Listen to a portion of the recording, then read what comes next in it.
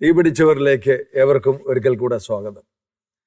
കഴിഞ്ഞ ആഴ്ചയിൽ നമ്മൾ ബ്രദർ തങ്കച്ചൻ ഇരിങ്ങാലക്കുട വെള്ളാങ്ങല്ലൂർ സ്വദേശി അദ്ദേഹത്തിൻ്റെ ജ്വലിക്കുന്ന ജീവിത അനുഭവങ്ങളുടെ ആദ്യ ഭാഗം നമ്മൾ കേട്ടു. ഇന്ന് അദ്ദേഹത്തിൻ്റെ ജീവിതത്തെ ദൈവം വഴി നടത്തിയ അനുഭവങ്ങളിലൂടെ നമ്മളെ ഒന്ന് കൂട്ടിക്കൊണ്ടു പോവുകയാണ്. കഴിഞ്ഞ എപ്പിസോഡിൽ നമ്മൾ കേട്ടത് തൻ്റെ കുഞ്ഞിന് മാരകമായ സോറിയാസിസ് ബാധിച്ച് സകലരാലും കൈവിടപ്പെട്ട് ഇനി വൈദ്യശാസ്ത്രത്തിന് യാതൊന്നും ചെയ്യാനില്ലാത്ത അവസ്ഥയിൽ ഒരു കൂട്ടയാത്മഹത്യയെക്കുറിച്ച് വരെ ചിന്തിച്ചു. കാരണം ആ വിധത്തിലേക്ക് ജീവിതം തകർന്നുപോയി. 10 പൈസ കയ്യിലെടുക്കാനില്ല, വീട്ടുവാടക കൊടുക്കാൻ നിർവാഹമില്ല, ഭക്ഷണം കഴിക്കാൻ പോലും നിർവാഹമില്ലാത്ത അവസ്ഥയിൽ ആത്മഹത്യയെക്കുറിച്ച് ചിന്തിക്കുമ്പോഴാണ് ഒരു പെൺകുട്ടി വന്ന് യേശുവിനെ പരിചയപ്പെടുത്തി കൊടുക്കുന്നതും ധ്യാനം കൂടാനായിട്ട് ആവശ്യപ്പെടുന്നതും. അങ്ങനെ ധ്യാനം കൂടി, ഒന്നിനു പുറകെ ഒന്നായിട്ട് 5 ധ്യാനങ്ങൾ. 5ാമത്തെ ധ്യാനത്തിൽ ഈശോ അത്ഭുതകരമായിട്ട് ഈ കുഞ്ഞിനെ സൗഖ്യപ്പെടുത്തി സോറിയാസിസിൽ നിന്ന് പരിപൂർണമായ സൗഖ്യം. അങ്ങനെ ജീവിതത്തിൻ്റെ ഒരു 2ാം ഘട്ടത്തിലേക്ക് ആ കുടുംബം കിടക്കുക. നമുക്ക് ആ അനുഭവങ്ങൾ നമുക്ക് ബ്രദർ തങ്കച്ചനിൽ നിന്ന് നേരിട്ട് കേൾക്കാം. ബ്രദറെ, അങ്ങയുടെ ജീവിതാനുഭവത്തിൻ്റെ 2ാം ഘട്ടം, അതായത് കുഞ്ഞിന് സൗഖ്യം കിട്ടി, വലിയ സന്തോഷമായി. വീണ്ടും നിങ്ങൾ ജീവിതത്തിലേക്ക് വരുന്നു, മടങ്ങി വരുന്നു. പിന്നെ ജീവിതമാണ്, യേശുവിലുള്ള ജീവിതമാണ്. അതിൻ്റെ തുടക്കവും പിന്നീടുള്ള യാത്രയും എങ്ങനെയായിരുന്നു? ഈ കുഞ്ഞിനെ സുഖപ്പെടുത്തി കഴിഞ്ഞ് ഞങ്ങൾ നാട്ടിലേക്ക് വന്നു. കടം മാറിയിട്ടില്ല, വീട്ടുവാടക കൊടുത്തിട്ടില്ല, ഭക്ഷണമില്ല കഴിക്കാൻ. ഡ്രസ്സെന്നൊക്കെ പറഞ്ഞാൽ ഇങ്ങനെ പെഞ്ചി പറഞ്ഞെന്നൊക്കെ പറഞ്ഞ പോലെ തീരെ വീക്കായി. മുമ്പോട്ട് പോകാൻ മഴയില്ലാണ്ടാണ് ഞങ്ങൾ വീട്ടിലേക്ക് ചെല്ലുന്നത്. രോഗം സുഖപ്പെട്ടു. കുറച്ച് ദിവസം കഴിഞ്ഞപ്പോഴത്തേക്കും എനിക്കൊരു തോന്നല്, നമുക്കിത് ഒന്നും കൂടെ പ്രാർത്ഥിക്കാനായിട്ട് നീങ്ങാൻ, പ്രയർ ഗ്രൂപ്പിൽ പോകാൻ. അങ്ങനെ ഞങ്ങളുടെ അടുത്തൊരു പ്രയർ ഗ്രൂപ്പുണ്ട്. അത് ബഹുമാനപ്പെട്ട പനക്ലച്ചൻ്റെ ഒക്കെ ഒരു നിയന്ത്രണത്തിലുള്ള ഒരു ഗ്രൂപ്പാണ്, സിംഗിൾസിൻ്റെ ഗ്രൂപ്പാണ്. അപ്പോൾ ഞാൻ അങ്ങോട്ട് ചെല്ലുക. പ്രഭാഷകൻ 6:36 ഇങ്ങനെ പറയുന്നുണ്ടല്ലോ, ജ്ഞാനിയായ ഒരുവനെ കണ്ടെത്തിയാൽ അവനെ സന്ദർശിക്കാൻ വൈകരുത്, നിന്റെ കാലടികൾ അവൻ്റെ വാതിൽപ്പടി നിരന്തരം സ്പർശിക്കട്ടെ എന്നാണ്. അവനെ ശല്യം ചെയ്യണമെന്നല്ല, അവൻ്റെ വീട്ടിൽ പോകണമെന്നല്ല, കൃപയുള്ള ചില വ്യക്തികളുമായി ഒരു ബന്ധം നിനക്കുണ്ടാവണം. നിന്റെ നല്ല ഫെലോഷിപ്പ് ഉണ്ടാവണം. നിനക്ക് കിട്ടാത്തൊരു മെസ്സേജ്, നിനക്ക് മനസ്സിലാക്കാൻ കഴിയാത്ത ചില കാര്യങ്ങൾ, നിന്നേക്കാൾ ശ്രേഷ്ഠരായ മറ്റനേകരെ ഞാൻ പ്രയർ ഗ്രൂപ്പിൽ പോകാൻ തുടങ്ങി. പ്രയർ ഗ്രൂപ്പിൽ പോകല, ആ ഗ്രൂപ്പിലേക്ക് ഒന്ന് ജസ്റ്റ് ചെന്നു. എന്നിട്ട് ഞാൻ അവിടെയുള്ള സിസ്റ്ററിനോട് പറഞ്ഞു, ഒരു മർത്താൻറ്റി, ഷേർലി ആൻറ്റി എന്നൊക്കെ വിളിക്കുന്നത്. അപ്പോൾ അവർ കന്യാസ്ത്രീകളായിട്ടില്ല, സിംഗിൾസ് ആയിട്ട് നിൽക്കുകയാണ്. അപ്പം ഞാനിവിടെ ആവശ്യപ്പെട്ടു, സിസ്റ്ററെ ഒന്ന് പ്രാർത്ഥിക്കണേ, കൊച്ചിനെ കർത്താവ് സുഖപ്പെടുത്തി, പക്ഷെ എൻ്റെ ജീവിതമാർഗങ്ങളൊന്നും മുമ്പോട്ട് പോകുന്നില്ലല്ലോ, ഇനി എന്ത് ചെയ്യും എന്നാണ്. അപ്പോൾ ഈ കൊച്ചിനെ സുഖപ്പെട്ട ധ്യാനത്തിൽ ഒരു സംഭവം ഉണ്ടായി. എനിക്ക് കർത്താവ് ഒരു ഏലുക്കുട്ടി ചേച്ചിനെ കൂടെ തന്നു. കൗൺസിലറാണ്, ബഹുമാനപ്പെട്ട നായ്ക്കൻ പരമേശൻ്റെ, പനക്കലച്ചൻ്റെ, കൊച്ചുമാത്തിയച്ചൻ്റെ ഒക്കെ ടീമിൽ ശുശ്രൂഷിച്ചിട്ടുള്ള നല്ല ഗിഫ്റ്റഡ് ഒരു സഹോദരിയാണ്. ഭർത്താവ് സെബാസ്റ്റ്യൻ, അവരും നല്ല ശുശ്രൂഷകനാണ്, ഭാര്യ ഭർത്താക്കന്മാരെ ശുശ്രൂഷ ചെയ്യുന്നത്. ആ സിസ്റ്റർ ഈ കൊച്ചിനെ സുഖപ്പെടുത്തി ധ്യാനത്തിൽ കൗൺസിലിങ്ങിനായിട്ട് എനിക്ക് കിട്ടി. ഇപ്പോൾ സിസ്റ്ററുള്ള തന്നൊരു മെസ്സേജ് ഇങ്ങനെയാണ്: ഉൽപ്പത്തി 12:1-3, നീ നിന്റെ പിതൃഭവനത്തെയും ബന്ധുക്കളെയും താമസിച്ചിരുന്ന ദേശവും വിട്ട് ഞാൻ കാണിച്ചിരുന്ന നാട്ടിലേക്ക് നീ പോവുക, നിന്നെ അവിടെ വലിയ ജനതയാക്കും. അങ്ങനെയാണ് 1, 2, 3 വചനം. അതൊക്കെ എൻ്റെ ഉള്ളിൽ ഡെയിലി വായിച്ച് ധ്യാനിക്കാൻ പറഞ്ഞു. അത് ഞാൻ പ്രാർത്ഥിക്കുന്നുണ്ടായിരുന്നു എല്ലാ ദിവസവും. എന്തിനാ വചനം തന്നെന്ന് എനിക്കറിയത്തില്ല. അപ്പം ഞാൻ ഈ സിസ്റ്റർ പോയി കണ്ടിട്ട് പറഞ്ഞു, സിസ്റ്ററെ ഒന്ന് പ്രാർത്ഥിക്കണേ, ജീവിതം എങ്ങനെയാണ്, സുഖപ്പെടുത്തി പക്ഷേ ജീവിതമാർഗ്ഗമില്ല, മുമ്പോട്ട് പോകാൻ പറ്റുന്നില്ല, പ്രാർത്ഥിക്കണേ. അവർ വന്ന് മുട്ടുമെന്ന് പ്രാർത്ഥിച്ചു പറഞ്ഞു, നിനക്ക് കർത്താവ് ഉടനെ ഒരു സ്ഥലം തരാൻ പോവുകയാണ്. 3 അടയാളം പറഞ്ഞു. ഒക്കെ പറഞ്ഞ് തീരുമെന്ന് എനിക്കറിയത്തില്ല, അങ്ങ് വിട്ടാക്കാം അല്ലേ. 3 അടയാളം പറഞ്ഞു. ഈ 3 അടയാളമുള്ള സ്ഥലത്തേക്ക് നിന്നെ കർത്താവ് അയക്കാൻ പോവാ. അങ്ങനെ 3 അടയാളമുള്ള സ്ഥലം ഇല്ല, ഞാൻ എന്നോട് അന്വേഷിക്കുക. ഞാൻ പറഞ്ഞു, എവിടെയാണ് സിസ്റ്റർ ഒന്ന് ചോദിക്കുക, എളുപ്പമുണ്ടല്ലോ. അവർ നിന്നോട് അന്വേഷിക്കാൻ ഈശോ പറഞ്ഞു. ഞാൻ നോക്കി കഴിഞ്ഞപ്പോഴത്തേക്കും ധ്യാനാനുഭവം ഇല്ലാത്തതുകൊണ്ട് പറഞ്ഞാൽ ശരിയാവില്ല. അപ്പം വിചാരിക്കും തങ്കച്ചന് എന്തോ കുഴപ്പമുണ്ട്, കർത്താവ് ഇങ്ങനെയൊക്കെ പറയുന്നവർക്ക് അറിയത്തില്ല. ഞാൻ ധ്യാനാനുഭവമുള്ള ഒരാളെ നോക്കിയെന്നു. അങ്ങനെ ഒരു ചായക്കടയിൽ വെച്ചൊരു തങ്കച്ചൻ പീറ്റർ, പുള്ളി ഒത്തിരി ധ്യാനങ്ങൾ കൂട്ടുള്ള മനുഷ്യനാണ്, ഒരു വീഡിയോഗ്രാഫറാണ്. അപ്പോൾ ഒരു വെള്ളച്ചാട്ടം, പാറക്കോറി, അങ്ങനെയൊക്കെയാണ് ഈ സിമ്പൽ വരുന്നത്. അപ്പം ഞാൻ അദ്ദേഹത്തോട് ചോദിച്ചു, തങ്കച്ചന്തിൻ്റെ ക്യാമറ കണ്ണുകളിൽ ഇങ്ങനെ വല്ലതും ഉടക്കിയിട്ടുണ്ടോ? ഇതാണ് അടയാളം, ഇതാണ് മെസ്സേജ്, സ്ഥലം പറയുന്നില്ല. അവനിങ്ങനെ കാക്ക നോക്കുന്നുള്ളൂ, അവനിങ്ങനെ നോക്കുള്ളൂ, ഇങ്ങനെ ആലോചിക്കുന്നത്. തങ്ങഞ്ഞേട്ടാ, ഇങ്ങനൊരു സ്ഥലം എൻ്റെ കണ്ണുകളിൽ ഉടക്കിയിട്ടുണ്ട്, എൻ്റെ അളിയൻ്റെ സ്ഥലമാണ്, തൃക്കളത്തൂർ എന്ന് പറഞ്ഞ സ്ഥലം ആ സഹോദരൻ കാണിച്ചു തന്നു. ഞങ്ങൾ തൃക്കളത്തൂർ ചെന്നു. താമസിക്കേണ്ട വീട് കർത്താവ് മെസ്സേജ് തന്നിരുന്നു. പിന്നെ അടയാളമുള്ള വീട് അത് കണ്ടുപിടിച്ചു, അവിടെ താമസമായി. ഒരു 2 വർഷം കൊണ്ട് പകുതി കടം. എനിക്കറിയില്ല brother. അതെങ്ങനെ വീട്ടി? ഈ ബിസിനസ് തന്നെ കർത്താവ് ഡെവലപ്പ് ചെയ്തു. ഞാൻ ഈ കരിയോയിൽ എടുത്ത് മറിച്ചു വെക്കുന്ന പരിപാടി 9 വർഷം ഞാൻ ചെയ്ത് പരാജയപ്പെട്ട അത് ബിസിനസ് കർത്താവ് ഏറ്റെടുത്തു. ഞാൻ കർത്താവിന് കൊടുത്തു. കർത്താവ് പറഞ്ഞ, കർത്താവെ എൻ്റെ ജീവിതത്തോണിയുടെ അമരക്കാരനായി ഞാൻ നിന്നെ വെക്കുക. ഇതുവരെ ഞാൻ തുഴഞ്ഞു എത്തിയില്ല, നീ തുഴയുക, ഞാൻ ഇരിക്കാം. അങ്ങനെ ഈ ബിസിനസ്സും എൻ്റെ ജീവിതവും എല്ലാം കർത്താവിൻ്റെ കരങ്ങളിൽ കർത്താവ് പറയുന്ന പോലെ ചെയ്യാം, കർത്താവ് പറഞ്ഞ് അനുസരിക്കാം. ആ തീരുമാനത്തിലേക്ക് എത്തി. അങ്ങനെ ഈ തൃക്കളത്തൂർ വെച്ച് ഒരു 2 ലക്ഷം രൂപയുടെ കടം പെട്ടെന്ന് ഈ ബിസിനസ്സിനെ വളർത്തി. എനിക്കറിയില്ല എവിടുന്നൊക്കെയോ തൂത്ത് വാരിക്കൊണ്ട് നമ്മൾ ചൂലുകൊണ്ട് അടിച്ചു വാരി കൂട്ടില്ലേ എന്ന് പറഞ്ഞ എവിടുന്നൊക്കെയോ ബിസിനസ് വന്ന് കൂടിയിട്ട് ഒരു 2 വർഷം കൊണ്ട് ഈ 2 ലക്ഷം രൂപയുടെ കടം കൂടി വീട്ടി. അപ്പം ഞാൻ നാട്ടുകാരോട് പറഞ്ഞിരുന്നു, ഞാൻ നാട് വിട്ടു പോവാണ് കേട്ടോ, ഒരു ഗതിയില്ല, ഉണ്ടായെങ്കിൽ ഞാൻ തിരിച്ചുകൊണ്ട് തരാൻ നാട്ടുകാരോട് പറഞ്ഞിരുന്നത്. അവർക്കെല്ലാം 2 വർഷം കൊണ്ട് പകുതി കടങ്ങൾ തിരിച്ചു കൊടുത്തു. ബാക്കിയുള്ളവരോട് പറഞ്ഞു, ഈശോ ബാക്കി തന്നാൽ അതും തരാം. വീണ്ടും ഞാൻ തിരിച്ച് നാട്ടിലേക്ക് വന്നു. ഈ തൃക്കളത്തൂരിൽ നിന്ന് 2 വർഷം ഈശോ പറഞ്ഞു, വീട് മാറുക, സ്ഥലം മാറുക, ചൂണ്ടി എന്ന ഗ്രാമത്തിലേക്ക് പോവുക. അതിനുപോലെ ബലമായി പറഞ്ഞ കാര്യങ്ങളൊന്നും എനിക്ക് പറയാൻ പറ്റുന്നില്ല ബ്രദറെ, അത്ര വലിയ കാര്യങ്ങളാണ്. ചൂണ്ടിയിൽ ചെന്നു. ഈശോ പറഞ്ഞ കറക്റ്റ് സമയത്ത് ചൂണ്ടിയിൽ എന്നെ എത്തിച്ചു. ഭയങ്കര അത്ഭുതങ്ങളിലൂടെയാണ്. അതായത് അബ്രഹാമിനോട് ദൈവം കൃത്യമായ ഒരു അഡ്രസ് ഒന്നും പറഞ്ഞു കൊടുക്കാതെ വിട്ടപ്പോൾ പല സ്ഥലങ്ങളിൽ മാറി മാറി മാറി കൂടാരം അടിച്ചതുപോലെ അവിടെ തന്നെ മാറി മാറി വാടകയ്ക്ക് താമസിച്ചുകൊണ്ടിരിക്കുക. രണ്ടാമത് ചൂണ്ടിലെത്തി. ചൂണ്ടിൽ ഈശോ കാണിച്ചെന്ന വീട്ടിൽ താമസിച്ചു 1.5 വർഷം കൊണ്ട് കംപ്ലീറ്റ് കടം. അണാ പൈസ എന്ന് ഞാൻ പറയും, ഞങ്ങളുടെ നാടൻ ഭാഷയാണ്. അണാ പൈസ കടം തീർന്നു, ഒറ്റ പൈസ കടമില്ല. അപ്പോൾ ഈശോ പറഞ്ഞു, മിക്ക 2:10 പറഞ്ഞു, ഇവിടം വിശ്രമയോഗ്യമായ സ്ഥലമല്ല, ഇവിടം വിട്ട് പോയിക്കൊള്ളുക, ഇവിടെ എന്നാൽ നീ സമൂലം നശിക്കുന്ന. ഏതാ ഈശോ തെരഞ്ഞെടുത്ത വീട്ടിലുള്ള കാലാവധി കഴിഞ്ഞു, എനിക്ക് മാറിയേ പറ്റുള്ളൂ.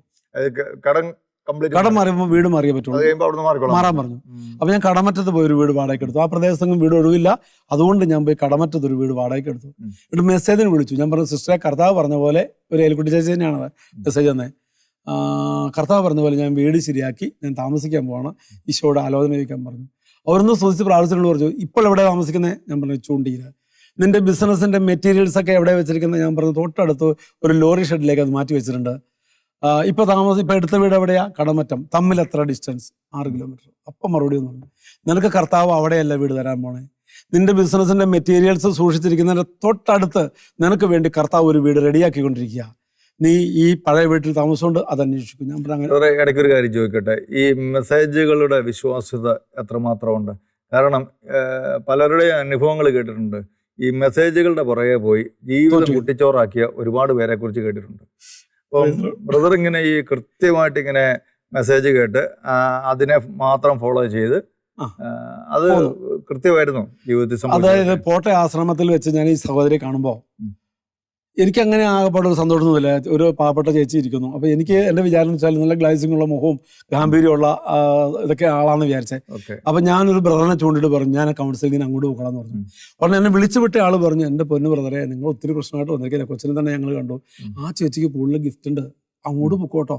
അപ്പം ഞാൻ ആ ചേച്ചിനെ കണ്ടു. ബ്രദറെ, 5 വയസ്സ് തൊട്ട് 36 വയസ്സ് വരെയുള്ള എൻ്റെ ജീവിതത്തിലെ മുഴുവൻ കാര്യങ്ങളും ഈശോ ആദ്യം കണ്ട ചേച്ചിയിലൂടെ. ഒന്നും മാറ്റാനില്ല ബ്രദർ, ഒന്നും കളയാനില്ല. അങ്ങനെയൊക്കെയുള്ള പരിശുദ്ധാത്മാവിന്റെ കൃപാവരമുള്ള വ്യക്തികളൊക്കെ ആ കാലഘട്ടത്തിൽ ധാരാളമായിട്ട് സഭയിലുണ്ടായിരുന്നു. അവരിപ്പോഴും അതെ. അങ്ങനെ അവിടുന്ന് വന്നിട്ട് ചൂണ്ടി പോയി താമസിച്ചു. പിന്നീട് കടമറ്റത്ത് വന്നു. കടമറ്റത്ത് സമ്മതിച്ചില്ല ഈശോ, കടമറ്റത്ത് വന്നില്ല. ഈശോ പറഞ്ഞു, ഇപ്പൊ താമസിച്ച ചൂണ്ടിയിൽ തന്നെ വേറൊരു വീട് അടയാളം പറഞ്ഞു. 2ആയിട്ടിരിക്കുന്ന വീട്, 2 പേർ വാടകയ്ക്ക് നോക്കുന്ന വീട്, റോഡിൽ നിന്നാ കാണാവുന്ന വീട്, റോഡിൽ ചായഞ്ഞിറങ്ങി ചെല്ലുന്ന ഈ വീടിന്റെ മുറ്റത്തേക്കാ. ഈ വീടാണ് നിനക്ക് കർത്താവ് തരാൻ പോകുന്നേ ഉള്ളൂ.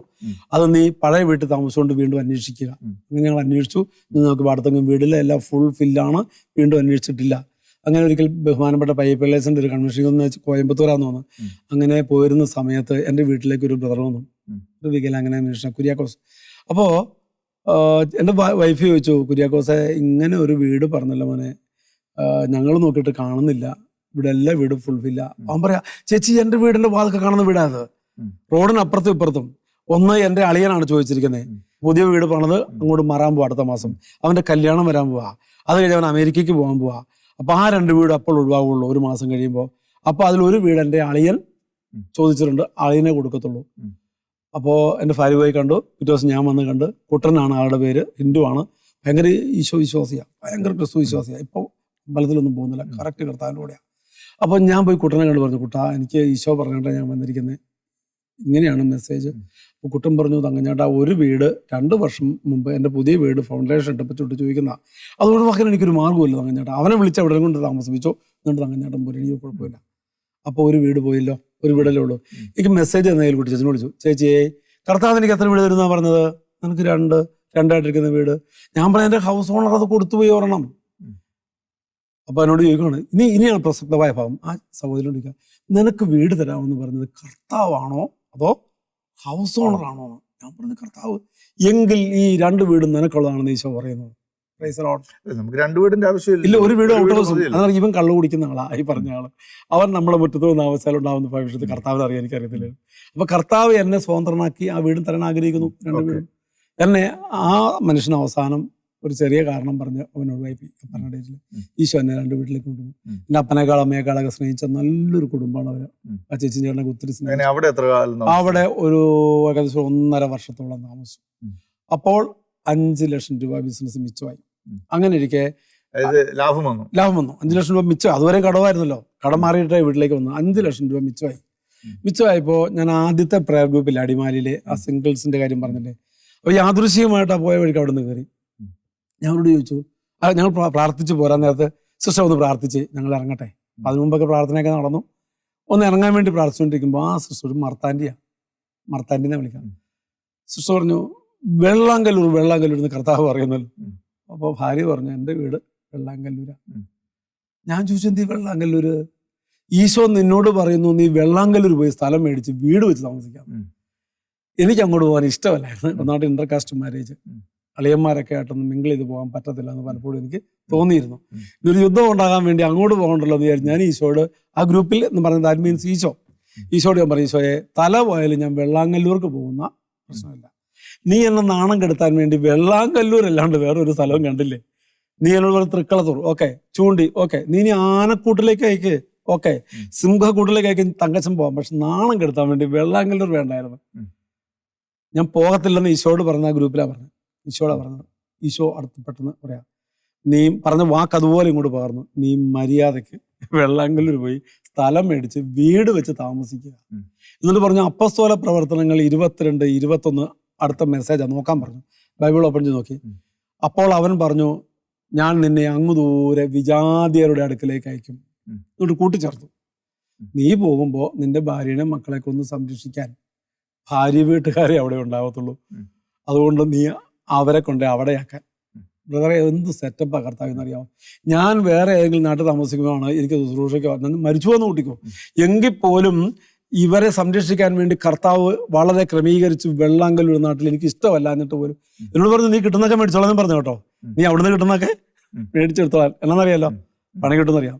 അപ്പൊ അതൊക്കെ മേടിച്ചെടുത്തോളാം അതും പറഞ്ഞു. എന്നിട്ട് എന്നെ അവിടെ കൊണ്ട് സ്വന്തമായിട്ട് സ്ഥലം വാങ്ങിച്ചു. ഇവരൊന്നും സഹകരിച്ചിരുന്നില്ല കേട്ടോ. എന്നാലും ഈശോ പുതിയ വീട് വെച്ചു, സ്ഥലം മേടിച്ചു, ബിസിനസ് അങ്ങോട്ട് മാറ്റി. ബിസിനസ് അവിടെ വളർന്നു കഴിഞ്ഞ് വീട് വെക്കാൻ കാശായി. അപ്പോൾ എനിക്കൊന്ന് ഒരു 5 വർഷം എടുത്തു കേട്ടോ. ഈ 5 വർഷം കൊണ്ട് വീട് വെക്കാനുള്ള കാശായി. ഈ കാര്യം കച്ചവടം ചെയ്യട്ടാ. അപ്പോൾ ഈശോ പറഞ്ഞു, നീ വീട് വെക്കുക.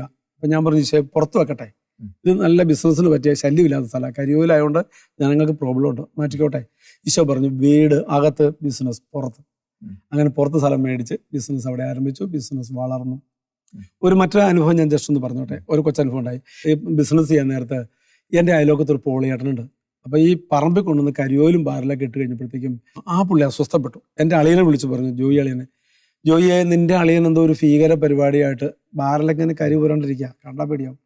അപ്പോൾ ഇവിടെ വന്നിട്ടില്ല, എൻ്റെ പറമ്പിലേക്ക് കൃഷി സ്ഥലത്തേക്ക് കരിയോല ഒഴുകി വന്നാൽ ഞാൻ അവൻ്റെ പരിപാടി പൊട്ടിക്കും.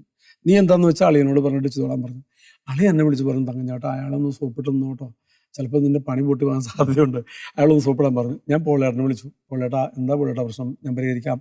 അത് വേറൊന്നുമില്ല തങ്കച്ച, ഈ കരിയോയിൽ ഇങ്ങനെ എൻ്റെ കണ്ടത്തിലേക്കൊക്കെ വന്നു കഴിഞ്ഞാൽ കൃഷി പോകുന്നൊക്കെ ആൾക്കാർ പറഞ്ഞു, റോഡിൻ്റെ സൈഡിലാണ്, റോഡ് പോകുന്നുണ്ട്. അപ്പോൾ അതിങ്ങനെ ആൾക്കാർ കാണുകയും ചെയ്യും, നിറച്ച് ബാറിലും ഓയിലും വണ്ടിയും ചെണ്ടയൊക്കെ ആയിട്ട് ഇങ്ങനെ വല്ലാത്തൊരവസ്ഥയാണ്. അപ്പോൾ ഞാൻ പറഞ്ഞു, എന്താ ഞാൻ ഒരു കാര്യം ചെയ്യട്ടെ, ഒരു മതിൽ പോലെ കെട്ടട്ടെ, ചുറ്റുമതിൽ, ഈ നമ്മൾ സ്നേഹമതിൽ എന്നൊക്കെ പറയില്ലേ. അപ്പോൾ എൻ്റെ പൈസ ഇല്ല ബ്രദറെ അത് കെട്ടാനായിട്ട്, അതിനുള്ള പൈസ ഇല്ല ബിസിനസ്സിൽ. അപ്പം ഞാൻ പറഞ്ഞു, ഒരു കാര്യം ചെയ്യാൻ പോളേട്ടാ, ഓരോ സ്ലാബ് 3 സ്ഥലത്തേക്ക് ഇടാം, അപ്പോൾ ഇത്രയും പൊക്കം വരും. അപ്പോൾ വെള്ളം അതിനകത്ത് കെട്ടും, ഒഴുകത്തില്ല, അത് അവിടെ ഇരുന്നോളും. ഞാൻ അങ്ങനെ ചെയ്യട്ടെ. ഫ്രണ്ടിൽ ഒരു ഹമ്പം കൂടെ വെച്ച് കഴിഞ്ഞാൽ ചേട്ടന് ശല്യം ഉണ്ടാവില്ല, അത് മതിയോ? അത് മതി, എനിക്കത് മതി, അല്ലാണ്ട് നിന്റെ ബിസിനസ് പോകാൻ കുഴപ്പമില്ല. അങ്ങനെ ഞാൻ സ്നേഹമതിൽ ഒരു ബൈജുവിനെ വിളിച്ച് മതിൽ കെട്ടാൻ പോവാ. മതിൽ കെട്ടാനായിട്ട് ബൈജു ഒരു കോണി പിടിച്ചിരിക്കുന്നു. പടക്കാരനാണ്, സ്ലാബ് കെട്ടുന്ന ആളാണ്. അവന് കോണി ഇത് പിടിച്ചു, എന്താ പറയുക, ടേപ്പ് പിടിച്ചു. അങ്ങനെ ഞാൻ അവിടെ പിടിച്ചോളാൻ പറഞ്ഞു. അപ്പോൾ ഈ ടേപ്പിൻ്റെ ഫൈനൽ ഭാഗത്ത്, അവസാന ഭാഗത്ത് ഞാൻ പിടിച്ചിരിക്കുക. പെട്ടെന്ന് ഈ ഏലുകൂട്ടി ചെയ്യാൻ വിളിച്ചിരിക്കുക. പെട്ടെന്ന് വിളിക്കുക. എന്നോട് ചോദിച്ചു, ബ്രദറെ മതിൽ കെട്ടാൻ പോവാണോ? കണ്ടോണോ തൊടുപുഴയെന്നാണ് വിളിക്കുന്നത്. ഞാൻ പറഞ്ഞു, അതെ സിസ്റ്ററെ. എന്നിട്ട് അതൊരു മതിൽ പോലെ ഒന്നും കാണുന്നില്ലല്ലോ, കൊണ്ട് വിഷൻ ദൈവം അടുത്ത് കാണിച്ചു കൊടുക്കുവാണ് എന്നെ സഹായിക്കാനായിട്ട്. അതൊരു മതിൽ പോലെ ഒന്നും അല്ലല്ലോ കാണുന്നേ, എന്തോ ഒരു അതിര് തിരിച്ചിടുന്ന പോലെ തോന്നില്ല. അങ്ങനെ ഒരു സ്ലാവ് മാത്രം ഇടുമ്പോൾ എന്നോട് പറഞ്ഞു, ഈശോ പറയുന്നു, നീ അങ്ങനെ കെട്ടിയാൽ നിന്റെ ബിസിനസ് നാട്ടുകാരവിടെ നിർത്തും, നിന്റെ നെഞ്ചിന് മുകളിൽ മതിൽ കെട്ടിക്കോളാൻ ഈശോ പറയുന്നു എന്ന് പറഞ്ഞു. അപ്പം അതിനുള്ള ഒരു പൈസ ഇല്ലോടാ, അത് മെസ്സേജ് ഇങ്ങനെയാ, ഇപ്പോൾ വന്ന മെസ്സേജാ, എന്താ ചെയ്യട്ടെ?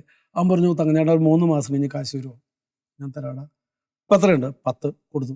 അവൻ മതിൽ കെട്ടി നെഞ്ചിന് മുകളിൽ പൊക്കി.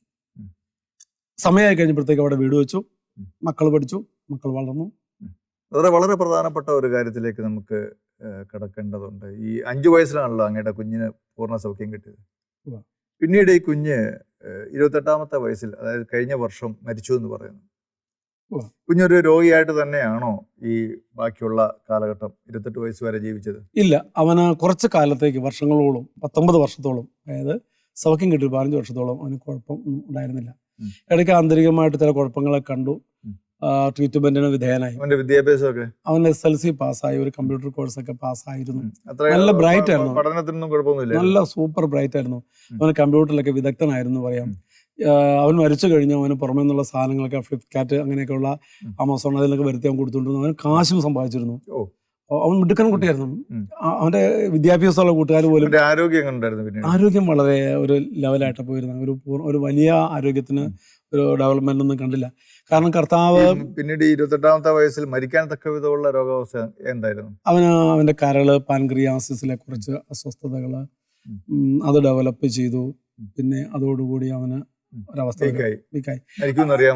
അതിനു മുമ്പ് ഈശോ പറഞ്ഞിരുന്നെന്ന് വെച്ചാല്, ഈ കൊച്ചിന്റെ രോഗശാന്തിയുടെ സമയത്ത് കർത്താവ് തന്ന മെസ്സേജ് ഹെസക്കിയയുടെ രോഗശാന്തി എന്നും പറഞ്ഞ് യേശയ്യ 38 ഭാഗം ഉണ്ടല്ലോ.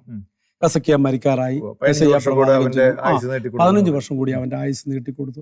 ഇതാണ് അന്ന് കിട്ടിയ സന്ദേശമാണത്. എന്നിട്ടും 15, 4, 19, 4 വർഷം പുറകില് 19, ഒരു 9 വർഷം കൂടി കർത്താവ് ആയുസ് അവന് നീട്ടിക്കൊടുത്തു. നമുക്കറിയാൻ പറ്റും, ലാസർ മരിച്ചു, ഈശോ ഉയർപ്പിച്ചു. ലാസർ വീണ്ടും മരിച്ചു. ഈ രണ്ടാമത് ഈ കുഞ്ഞ് മരിക്കുമ്പോൾ, അതായത് 5 വയസ്സിൽ, അതിന് മുമ്പേ മരിക്കേണ്ടതായിരുന്നു, ഈശോ അത്ഭുതകരമായിട്ട് അവനെ സൗഖ്യപ്പെടുത്തി. പിന്നീട് 28ാമത്തെ വയസ്സിൽ മരിക്കുമ്പോൾ അങ്ങേക്ക് എന്ത് തോന്നി? എന്നാൽ പിന്നെ ഇത് നേരത്തെ ആകാമായിരുന്നല്ലോ, അന്ന് ആ സോറിയാസിസ് ബാധിച്ച ആ കാലഘട്ടത്തിൽ തന്നെ, എങ്കിൽ ഇത്രയും വേദന ഇന്ന് അനുഭവിക്കേണ്ടി വരില്ലായിരുന്നല്ലോ എന്ന് തോന്നി? ഇല്ല, എനിക്ക് അങ്ങനെ തോന്നിയില്ല. കാരണം സർവശക്തനായ ദൈവമാണ് നമ്മൾ തീരുമാനം എടുക്കുന്നത്. ആര് എപ്പോൾ ജനിക്കണം, എങ്ങനെ ജീവിക്കണം, എപ്പോൾ മരിക്കണം, തമ്പുരാന്റെ കരങ്ങളിലാണല്ലോ നമ്മുടെ ജീവിതം. അപ്പോൾ നമ്മൾ കുശവന്റെ കയ്യിലെ കളിമണ്ണ് പോലെ എന്ന് ഞാൻ ഒരു പാട്ട് കേട്ടിട്ടുണ്ട്. അപ്പോൾ യെശയ്യാ പ്രവാചകൻ പുസ്തകം പറഞ്ഞിട്ടുണ്ട്, നമ്മൾ കുശവന്റെ കയ്യിലെ കളിമണ്ണ്. അതിന് ഏത് ഭാവത്തിലും രൂപത്തിലും മെനയാൻ അതിന്റെ നിർമ്മാതാവിന്, കുശവന്. ഞാൻ ചോദിക്കുന്നത്, ഈ 28ാമത്തെ വയസ്സിൽ കുഞ്ഞ് മരിക്കുമ്പോൾ അങ്ങയുടെയും അങ്ങയുടെ ഭാര്യയുടെയും ഒക്കെ വേദന തീർച്ചയായിട്ടും ഉണ്ടാവുമല്ലോ. വേദനയുണ്ട്. എങ്കിലും ദൈവത്തോടൊരു പരാതിയൊക്കെ തോന്നിയോ നിങ്ങൾക്ക്? ഞാൻ എൻ്റെ ഭാര്യയോട് അങ്ങനെ ചോദിച്ചിട്ടൊന്നുമില്ല. എന്നാൽ എനിക്ക് ദൈവത്തോട് പരാതി എന്ന് പറയാൻ പറ്റത്തില്ല. കാരണം പരാതി പറയാൻ പറ്റുന്ന ഒരു അവസ്ഥയിലല്ല ദൈവം ഞങ്ങളെ കൊണ്ടുനടന്നത്. ദൈവത്തിന് അസാധ്യമായിട്ടൊന്നുമില്ലെന്നുള്ള ഒരു പഠനം തന്നുണ്ട് ഈശോ എൻ്റെ ഹൃദയത്തിൽ. പിന്നെ ദൈവത്തിന്റെ സമയമായെന്നുള്ള ബോധ്യമാണ് കർത്താവ് എനിക്ക് നൽകിയത്. ദൈവത്തിന്റെ സമയം. അതുകൊണ്ട് ഈ അവസ്ഥയോട് പൊരുത്തപ്പെടാൻ പറ്റി. തീർച്ചയായിട്ടും എനിക്ക് പൊരുത്തപ്പെടാൻ പറ്റി. എനിക്ക് തന്നെ ഇപ്പൊ എന്തെങ്കിലും സംഭവിച്ചാൽ പോലും, ആ സംഭവിക്കും ഡോക്ടർ പറഞ്ഞാൽ പോലും, കാരണം അത് ദൈവ നിശ്ചയമാണ്. ഇതിനോടിടയിൽ അങ്ങ് ഈ ബിസിനസ് ഒക്കെ ചെയ്യുന്നുണ്ടായിരുന്നല്ലോ. അപ്പൊ ഈ ശുശ്രൂഷയുമായിട്ടുള്ള ബന്ധം എങ്ങനെയാ ഉണ്ടായത്? അതായത് ഈ കൊച്ചിനെ സുഖപ്പെട്ട് കഴിഞ്ഞ് പോട്ടെ ആശ്രമത്തിലേക്ക് ഓരോ വണ്ടി വരാൻ തുടങ്ങി ഞങ്ങളുടെ നാട്ടിൽ നിന്ന്. ഒരു 3 വണ്ടി വരെയും ആയി. ഒരു 3 ആഴ്ച കൊണ്ട് നിറച്ച ആൾക്കാരായി. അങ്ങനെ ഇരിക്കെ ബഹുമാനപ്പെട്ട ആന്റണി പൈപ്പിള്ളച്ചനോട് പറയാം, തങ്കച്ച, കർത്താവ് നിന്നെ ശുശ്രൂഷയ്ക്കായി വിളിക്കുന്നുണ്ട്, എൻ്റെ ടീമിലേക്ക് വരാൻ പറഞ്ഞു. 97 ആദ്യത്തെ ആഴ്ച തൊട്ട് അച്ഛൻ്റെ കൂടെ ഒരു 12 വർഷം ശുശ്രൂഷ ചെയ്തു. ഞാൻ 365 ദിവസം പണത്തോട്ട് എനിക്ക് ജീവിക്കാൻ പറ്റില്ലായിരുന്നു. പക്ഷെ ഒരു 10-15 ദിവസം കൺവെൻഷനുകൾ, ധ്യാനങ്ങൾ, കേരളത്തിനകത്ത് പുറത്ത്. അച്ഛനൊക്കെ ഔട്ട്സൈഡ് കൺവെൻഷൻ ഉണ്ട് മറ്റ് സ്റ്റേറ്റുകളിലൊക്കെ. അച്ഛൻ മലയാളികളുടെ ധ്യാനങ്ങൾ എവിടെയൊക്കെ ഉണ്ട് അച്ഛൻ പിടിക്കും. അച്ഛൻ സമയത്ത് കൺവെൻഷൻ്റെ മാത്രമായിരുന്നു അദ്ദേഹത്തിൻ്റെ ശുശ്രൂഷ. അവിടെ ചെല്ലുമ്പോൾ അങ്ങയുടെ അനുഭവങ്ങളൊക്കെ എൻ്റെ ജീവിത സാക്ഷിയൊക്കെ പറയും. അത് കഴിഞ്ഞ് കുറച്ച് കഴിയുമ്പോൾ അച്ഛൻ എന്നെ വിശ്വാസത്തിൻ്റെ ക്ലാസ് എടുക്കാനൊക്കെ എന്നെ ഒരുക്കി. അച്ഛനിലൂടെ ഒത്തിരി അനുഗ്രഹങ്ങൾ എനിക്ക് വന്നു. മറ്റവരിലും കാണാത്തൊരു വലിയ സ്നേഹമായിരുന്നു ആന്റണി വേപ്പിലച്ചൻ എന്നോട്. അങ്ങനെ ശുശ്രൂഷ ജീവിതത്തിൽ എത്ര വർഷം അങ്ങ് തുടർന്നു പോയി? ഇപ്പൊ ഇത് കഴിഞ്ഞ കൊറോണ കാലഘട്ടം വരെ, കൊറോണ ആയി കഴിഞ്ഞപ്പോൾ എല്ലാം ക്ലോസ് ആയല്ലോ. ഡിവൈൻ ധ്യാന കേന്ദ്രത്തിലാണ് മെയിനായിട്ട്. അതുവരെയും അങ്ങ് ശുശ്രൂഷയിൽ തന്നെയായിരുന്നു. നിലവിൽ ഇപ്പോഴും ഡിവൈനിൽ ഓപ്പൺ ചെയ്ത് വരുന്നേ ഉള്ളൂ. അച്ഛൻ പറഞ്ഞു കുറച്ച് കഴിയുമ്പോൾ കയറാമെന്ന് എന്നോട് പറഞ്ഞിരിക്കുക. കാരണം ഒന്ന് മൂവ്മെന്റ് ആവട്ടെ. അതുകൊണ്ട് കഴിഞ്ഞ കൊറോണ കാലം വരെയും സജീവമായിരുന്നു. പിന്നെ അത് കഴിഞ്ഞ് ഓൺലൈനായിട്ട്, അതുകൂടെ തന്നെ ഫോണിലൂടെയൊക്കെ കൗൺസിലിങ്, ഷെയറിങ്. ഒത്തിരി ആൾക്കാർ വിളിക്കും. രാത്രി 12 മണിയാകുമ്പോഴൊക്കെ വിളിക്കും. അപ്പോൾ ശാലോമിലെ പ്രോഗ്രാമൊക്കെ കണ്ടതിന് ശേഷം രാത്രി 1 മണി വരെയൊക്കെ വിളിച്ച് 2 മണി വിളിച്ചിട്ട് ഞാൻ ആ ഫോൺ തലച്ച് വെച്ച് കിടന്ന് ഉറങ്ങിപ്പോയി ചരിത്രം വരെയുണ്ട്. അപ്പോൾ അതുപോലെ ആളുകൾ ഇപ്പം എനിക്ക് പറയാനുണ്ട് ബ്രദറെ, എൻ്റെ ജീവിതം ഞാൻ പുറത്ത് കടം മേടിക്കേണ്ടി വരില്ല ഒന്നും. അവരുടെ ജീവിതത്തിൽ അങ്ങനെ ഉണ്ടായി, ഇവരുടെ ജീവിതത്തിൽ, എൻ്റെ ജീവിതത്തിൽ കുടുംബജീവിതത്തെക്കുറിച്ചാണെങ്കിലും വ്യക്തിപരമായ ജീവിതത്തെക്കുറിച്ചാണെങ്കിലും മറ്റുള്ളവരുടെ ജീവിതത്തെക്കുറിച്ചാണെങ്കിലും എല്ലാം ഈശോനെ പഠിപ്പിച്ചു വെച്ചിരിക്കുക. നിങ്ങൾക്ക് എത്ര മക്കളുണ്ട് ഇപ്പോൾ? ഈ രണ്ടാമത്തെ കുഞ്ഞിന്റെ രോഗാവസ്ഥയ്ക്ക് ശേഷം പിന്നീട് കുട്ടികളുണ്ടായിരുന്നു? അല്ല, അത് ആദ്യം തന്നെ, അതായത് ആ രണ്ടാമത്തെ കൊച്ചിന്റെ രോഗം ആരംഭിച്ചതിന് ശേഷം ഒരു കുട്ടി ഉണ്ടായി. 3 മക്കളുണ്ട്. 2 പേരും നിലവിൽ എൻ്റെ കൂടെയുണ്ട്. അവരെന്ത് ചെയ്യുന്നു മക്കൾ? ഒരാള് കുവൈറ്റിലാണ്, ഒരാളിങ്ങനെ കാനഡയ്ക്ക് പോകാൻ വേണ്ടി പഠിച്ചുകൊണ്ടിരിക്കുകയാണ്. സന്തോഷകരമായ കുടുംബജീവിതം. ഒരു കുഴപ്പമില്ല, ദൈവത്തിന്റെ കൃപയാൽ. ബിസിനസ്സിൽ നിന്നും അത്യാവശ്യം നല്ല വരുമാനമുണ്ട്. ബിസിനസ്സിൽ നിന്നും നല്ല വരുമാനമുണ്ട്. മാത്രമല്ല ഞാനിത് നിർത്താനായിട്ട് ആഗ്രഹിക്കുകയാണ്. അതെന്തിനാ? അപ്പോൾ ഞാൻ ഈ കാര്യം പനക്കലച്ചനോടൊന്ന് പറഞ്ഞു, ബഹുമാനപ്പെട്ട പനക്കലച്ചനോട്, വെച്ചാൽ ഞാനിത് നിർത്തിയിട്ട് ഡിവൈനിലേക്ക് അങ്ങ് പോരുക. അച്ഛൻ പറഞ്ഞ് നീ ഇങ്ങോട്ട് വരും, ഇഷ്ടംപോലെ സൗകര്യം ഉണ്ടല്ലോ, എന്തിനാ ബിസിനസ് നിർത്തുന്നത്? ഇന്നത്തെ കാലഘട്ടത്തിൽ ബ്രദർ നേരത്തെ പറഞ്ഞ പോലെ ഒരു വരുമാന മാർഗം ആർക്കും ഇല്ല, ജീവിക്കാനൊരു മാർഗ്ഗമില്ല. അപ്പൊ നീ എന്തിനാ നിർത്തി? അങ്ങനെയുള്ള സാഹചര്യത്തിൽ ഈ ഉള്ള വരുമാന മാർഗം നമ്മൾ അടച്ചു കളയേണ്ട ആവശ്യമുണ്ടോ? അതെനിക്ക് തോന്നിയ എങ്ങനെയാണ്, 35 വർഷം ഞാൻ ചെയ്ത ബിസിനസ്സാണ്. അതിനെ 9 വർഷം ചെയ്തപ്പോൾ പൊട്ടിപ്പൊളിഞ്ഞു. ബാക്കി കർത്താവ് 25 വർഷം മനോഹരമായിട്ട് നടത്തി ജീവിക്കാനാകുന്ന എല്ലാ സമ്പത്തും ഉണ്ടായി. മക്കളൊക്കെ വളർന്നു ബ്രദറെ. അപ്പോൾ ആ ഇളയവൻ എപ്പോഴും ഉടനെ പോവും. മൂത്തവൻ, അവന് ഭാര്യയ്ക്ക് ഒരു 50,000 രൂപ സാലറി ഉണ്ട്, ഇവന് 50,000 മുകളിലുണ്ട്. അപ്പോൾ അവർ പറഞ്ഞു, പപ്പ ഞങ്ങൾക്ക് ബിസിനസ് വേണ്ട, ഇനി ഒരു കരിപുരണ്ട ജീവിതത്തിലേക്കൊന്നും ഞങ്ങൾ വരാൻ ആഗ്രഹിക്കുന്നില്ല, ഞങ്ങൾക്ക് ജീവിക്കാൻ ആവശ്യമായ ഒരു വഴിയുണ്ട്, അതുകൊണ്ട് പപ്പായ്ക്ക് പറ്റാണ്ടാവുമ്പോൾ നിർത്തിപ്പോക്കൂ എന്ന് പറഞ്ഞിരിക്കുക. എനിക്ക് 60 വയസ്സായി. ഇനി ശാരീരികമായിട്ട് കുറച്ച് പ്രയാസങ്ങളൊക്കെ അനുഭവപ്പെടുന്നുണ്ട്. സമയമാകുമ്പോൾ അങ്ങനെയാണല്ലോ, എല്ലാവർക്കും ദൈവം ഓരോ വഴിയൊരുക്കി വെക്കുമല്ലോ. അപ്പോൾ എനിക്ക് ഷുഗറും പ്രഷറും കൊളസ്ട്രോളൊക്കെ ഉണ്ട്. അപ്പം ഞാൻ ആഗ്രഹിക്കുന്നത് വളരെ ഈശോയുടെ കൂടെ സമ്പത്തൊന്നും ഞാൻ ആഗ്രഹിക്കുന്നത്. ഇനി മുമ്പോട്ടുള്ള കാലം മുഴുവൻ സമയവും എന്നതുപോലെ പ്രാർത്ഥനയിലും വചന ശുശ്രൂഷയിലും 100% പൂർണ്ണമായും ദൈവം തരുന്ന അവസരങ്ങളെല്ലാം ദൈവത്തിന് വേണ്ടി മാത്രം. പക്ഷെ ഇടയ്ക്ക് പനക്കലച്ചൻ പറഞ്ഞ ആ കാര്യം കൂടെ ഒന്ന് ചിന്തിക്കുന്നത് നല്ലതായിരിക്കും. ഞാനത് നമുക്കുള്ളൊരു വരുമാന മാർഗത്തെ നമ്മൾ ഒഴിവാക്കിക്കൊണ്ട് നമ്മൾ പിന്നെ അങ്ങനത്തെ ഒരു ലൈഫിന്റെ ആവശ്യമുണ്ടോ എന്ന് അങ്ങ് ഒന്നുകൂടെ ചിന്തിക്കുന്നത് നല്ലതാണ്. എന്നോട് അനേകർ പറഞ്ഞു ഞാൻ ഇതിനെക്കുറിച്ച് പറഞ്ഞപ്പോൾ. പക്ഷേ നമുക്ക് അനേകരെ സഹായിക്കാൻ പറ്റും. ഇങ്ങനൊരു മാർഗം നമുക്കുണ്ടെങ്കിൽ നമുക്ക് വേണ്ടായിരിക്കും. ഇപ്പൊ ബ്രദറിന് അതിന്റെ ആവശ്യമില്ല, പക്ഷേ അനേകരെ സഹായിക്കാൻ പറ്റും. ഒരു കാര്യങ്ങൾ ഒന്നായിട്ട് തന്നെ അധികം ഫണ്ട് ഒന്നല്ലെങ്കിൽ ശാരീരികമായിട്ട് സുഖമില്ലോ, മക്കൾ 2 പേരും ഇവിടെ ഉണ്ടാവത്തില്ല. ഒരുത്തൻ പോകാൻ നിൽക്കുന്നു, ഒരുത്തൻ പുറത്ത്, വൈഫ് മാത്രമേ ഇവിടെ ഉള്ളൂ. ഇതെല്ലാം ക്രെഡിറ്റ് ആണ് ഞങ്ങളുടെ ബിസിനസ്. അപ്പോൾ നമ്മളെ ഉള്ള ചില്ലറ 10 രൂപ ഉള്ളെന്ന് കൂട്ടിക്കോ, ഈ 10 രൂപ 10 പേർക്ക് വീതം വെച്ചിട്ട് നമുക്ക് നാളെ ഒരു വിഷമോ വേദനയൊക്കെ വന്നു കഴിഞ്ഞാൽ ഇതൊരിക്കലും റീകളക്ട് ചെയ്യാനായിട്ട് സാധിക്കത്തില്ല. അതുകൊണ്ട് ഇനിയുള്ള ഇപ്പം പനക്കലച്ചനോട് പറഞ്ഞത്, തങ്കച്ച ഇവിടെ ഇഷ്ടം പോലെ ഫുഡുണ്ട്. കാരണം കഴിഞ്ഞ കൊറോണയുടെ സമയത്ത് അച്ഛൻ വിളിച്ചിരുന്നു അവിടെ ഹെൽപ്പ് ചെയ്യാൻ. അവിടെ അതെല്ലാം കിച്ചണിലുള്ളവർക്കെല്ലാം കൊറോണയായി, അവരെ കയറ്റി പാക്ക് ചെയ്തു. അച്ഛൻ പറഞ്ഞു പെട്ടെന്ന് വരണം, കിച്ചണിന് ആളില്ല, ഞങ്ങൾക്ക് 2000 പേർക്കുള്ള ഫുഡ് രാവിലെ തൊട്ട് വൈകിട്ട് വരെ വേണം. അപ്പോൾ ഞാൻ ആൾക്കാരെ വിളിച്ചുകൊണ്ടിരിക്കുക, നീ പെട്ടെന്ന് വരാൻ പറഞ്ഞു. അങ്ങനെ ഞാനവിടെ ചെന്നു. കിച്ചണിൽ വർക്കായിരുന്നു, അതുകൊണ്ട് കിച്ചൺകാരൊക്കെ ആയിട്ട് ബന്ധമുണ്ട്. അച്ഛൻ പറഞ്ഞു, ഇവിടെ നീ ഇങ്ങോട്ട് പോരുന്നതിന് കുഴപ്പമില്ല, നിനക്ക് ഇവിടെ താമസിക്കാൻ വേണമെങ്കിൽ ഇവിടെ വേറെ റൂം തരാം, ഇവിടെ നിന്നുകൊണ്ട് വേണം ചെയ്യാം. പിന്നെ നിനക്ക് രാവിലെ തൊട്ട് രാവിലെ 4 മണിയാകുമ്പോൾ ഇവിടെ കിച്ചൺ ഓക്കെ ആവും, വൈകിട്ട് വരെ ഇവിടെ ഫുഡുണ്ട്, 10-15 ചാപ്പലുണ്ട്, എവിടെ വേണം ഇരിക്കാം, ശുശ്രൂഷയൊക്കെ ആരംഭിക്കട്ടെ. അപ്പോൾ പനക്കലച്ചന്റെ കാലത്ത് അത് ഓക്കെ ആയിരിക്കും. പക്ഷെ പനക്കലച്ചൻ വീണ്ടും അങ്ങ് മാറിക്കഴിഞ്ഞാൽ ആ അവസ്ഥയ്ക്കൊക്കെ മാറ്റം വരാനുള്ള സാധ്യതകളുണ്ടല്ലോ. സാധ്യതയുണ്ട്. ഞാൻ അപ്പൊ അതുകൊണ്ട് നമ്മളെപ്പോഴും വിവേകത്തോടെ ഇനിയുള്ള കാര്യങ്ങൾ മുന്നോട്ട് പോകുന്നതായിരിക്കും നല്ലതെന്ന് എനിക്ക് തോന്നുന്നുണ്ട്. അച്ഛൻ പറഞ്ഞ അതേ കാര്യം തന്നെ, ആ ബിസിനസ് അവസാനിപ്പിക്കേണ്ടതുണ്ടെന്ന് എനിക്ക് അത് അങ്ങ് പ്രാർത്ഥനാപൂർവ്വം ആലോചിച്ച് കർത്താവിനോട് ആലോചന ചോദിച്ച് തീരുമാനിക്കുക. അവസാനമായി ഒരു ചോദ്യം കൂടെ ചോദിക്കട്ടെ, ഇതുവരെയുള്ള അങ്ങയുടെ ജീവിതത്തിൽ അങ്ങ് സംതൃപ്തനാണ്? ഈ ലോക ജീവിതത്തിൽ ഞാൻ സംതൃപ്തനല്ല. ഈ ലോക ജീവിതത്തിൽ, കാരണം ഈ ലോകം മാറിയും മറിഞ്ഞും ഇരിക്കും. എനിക്ക് ഉള്ളത് അനേകം വേദനാജനകമായ അവസ്ഥകൾ ഈ എൻ്റെ ശുശ്രൂഷ കാലഘട്ടത്തിൽ വന്നിട്ടുണ്ട്. കാരണം എൻ്റെ കുടുംബക്കാര്, ബന്ധക്കാര് ഒക്കെ ഞാൻ ഈ നവീകരണ അവസ്ഥയിൽ നിൽക്കുന്നതിനുള്ള ബുദ്ധിമുട്ടുകൾ ഒക്കെ എന്നെ ഒത്തിരി ആളുകളെ വേദനിപ്പിച്ചിട്ടുണ്ട്. അപ്പോൾ ദൈവത്തിനടുത്ത് ആന്തരിക സൗഖ്യം തരാൻ കഴിവുള്ള ഒരു കർത്താവിനടുത്താണ് ഞാൻ നിൽക്കുന്നത്. അതുകൊണ്ട് അതാത് ദിവസങ്ങൾ കൊടുത്ത് പ്രാർത്ഥിച്ച് ഞാൻ പോകുന്നുണ്ട്. അതുകൊണ്ട് നാളത്തെക്കുറിച്ചുള്ള ജീവിതമൊന്നും എനിക്കൊരു ബുദ്ധിമുട്ടായിട്ട് തോന്നിയില്ല. അബ്രഹാത്തെ നയിച്ച ഈശോയ്ക്ക്, മോശയെ നയിച്ച ഈശോയ്ക്ക് ഈ പാവപ്പെട്ട തങ്കച്ചനെ കൊണ്ടുനടന്ന് ജീവിതം അവസാനിപ്പിക്കാൻ കഴിയത്തില്ലെങ്കിൽ അവൻ്റെ കൂടെ ആയിരിക്കുന്നതാണോ അല്ലെ? കർത്താവും മറിയത്തോട് പറയുന്ന ഭാഗമുണ്ട്, ലാസറിന്റെ പെങ്ങൾ മറിയം നല്ല ഭാഗം തിരഞ്ഞെടുത്തിരിക്കുന്നു. മാർത്തയോട് പറയാം, അവൾ കറി വെക്കാനൊക്കെ വിളിച്ചു, വീട്ടിൽ പണിയുണ്ടല്ലോ കർത്താവ്, നീ വന്നതൊക്കെ നീ അവരോട് പറഞ്ഞു കൊടുക്കുന്നു. അപ്പം കർത്താവ് പറഞ്ഞു, മോളെ മർത്ത, മറിയം നല്ല ഭാഗം തിരഞ്ഞെടുത്തിരിക്കുന്നു. അപ്പം ഈശോയുടെ കൂടെ ജീവിക്കുമ്പോൾ എനിക്ക് ഒരു നേരത്തെ ഭക്ഷണം തരാൻ, നമ്മൾ ഇത്രയും കാലവും ഈശോയുടെ കൂടെ തന്നെ ആയിരുന്നല്ലോ.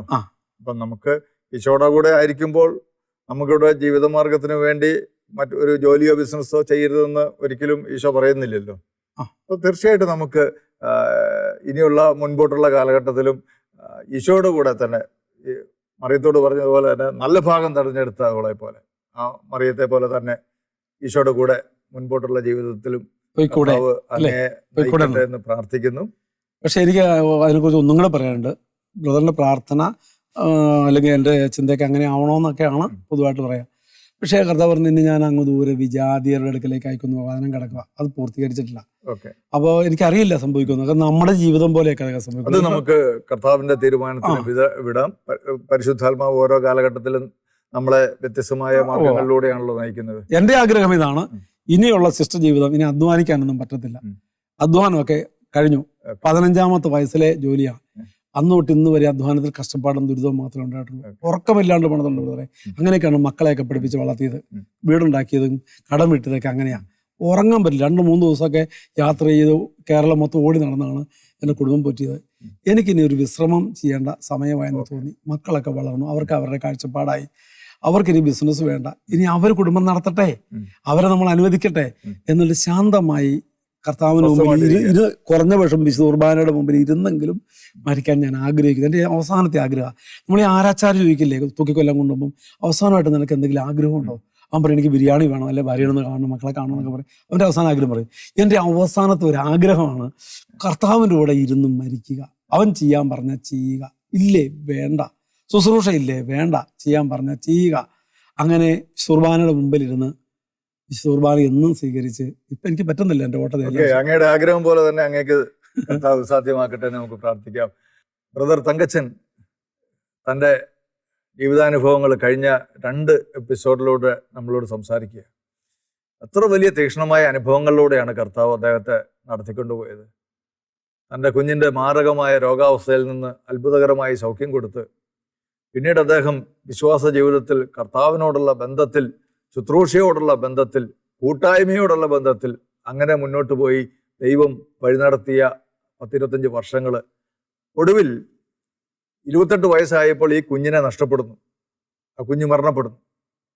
ആ സമയത്തും നിർനിമേഷനായി, മാനസികമായ വേദനയുണ്ട് എങ്കിൽ പോലും അതിനെല്ലാം ഉൾക്കൊണ്ടുകൊണ്ട് അവസാന ശ്വാസം വരെയും എൻ്റെ കർത്താവിൻ്റെ കൂടെ ജീവിക്കണമെന്നുള്ള ആ ഒരു വലിയ പ്രത്യാശയോടെ മുന്നോട്ട് പോകുന്ന തങ്കച്ചൻ ബ്രദറിൻ്റെ ജീവിതം നമുക്കൊക്കെ വലിയ പ്രത്യാശ പകരുന്നതാണ്. ഏത് തകർച്ചയുടെ അവസ്ഥയിൽ നിന്നും രോഗപീഠകളിൽ നിന്നുമൊക്കെ നമുക്ക് വിടുതലും സൗഖ്യവും നൽകാൻ കർത്താവ് മതിയായവനാണ്. ആ ദൈവം അവസാനം വരെ നമ്മളെ പരിപാലിക്കും. നമ്മൾ കർത്താവിനോട് കൂടെ ചേർന്ന് നിൽക്കുക എന്നുള്ള ഒരൊറ്റ കാര്യം മാത്രം ചെയ്യുക. ദൈവം ജീവിതത്തിൻ്റെ സമസ്ത മേഖലകളെയും അനുഗ്രഹിച്ച് ഉയർത്തുവാൻ മതിയായവനാണ് ആ കർത്താവ്. നിങ്ങളെല്ലാവരെയും അനുഗ്രഹിക്കട്ടെ. ഈ സാക്ഷ്യം കഴിഞ്ഞ 2 എപ്പിസോഡിലായി കേട്ടുകൊണ്ടിരുന്ന എല്ലാവർക്കും വേണ്ടി പ്രാർത്ഥിക്കുന്നു. കർത്താവ് എല്ലാവരെയും ധാരാളമായി അനുഗ്രഹിക്കട്ടെ.